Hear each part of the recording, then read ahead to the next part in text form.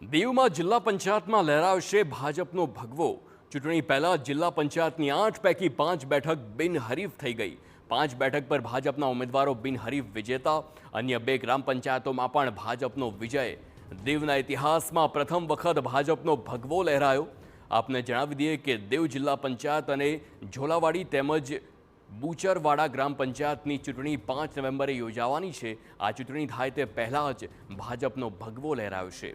જિલ્લા પંચાયતની 8 પૈકી 5 બેઠક હવે ભાજપના કબજામાં છે, તો ઝોલાવાડી અને બુચરવાડા ગ્રામ પંચાયતના સરપંચો અને 8 વોર્ડના સભ્યો પણ ભાજપના ઉમેદવારો બિનહરીફ જાહેર થયા છે।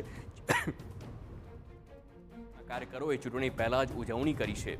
હવે વાત છે જિલ્લા પંચાયતની અન્ય 3 બેઠકની કે જેની માટે ભાજપ અને અપક્ષ વચ્ચે ચૂંટણી યોજાશે। હવે આ 3 બેઠક પણ ભાજપના ફાળે આવે છે, અપક્ષના હાથે લાગશે તે જોવું રહેશે।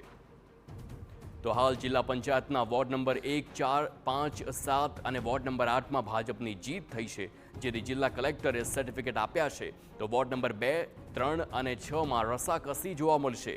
5 નવેમ્બરે મતદાન છે અને 11 તારીખ સુધીમાં તમામ ચૂંટણી પ્રક્રિયા પૂર્ણ થશે, ત્યારે સ્પષ્ટતા થશે કે અપક્ષને બેઠક મળશે કે નહીં।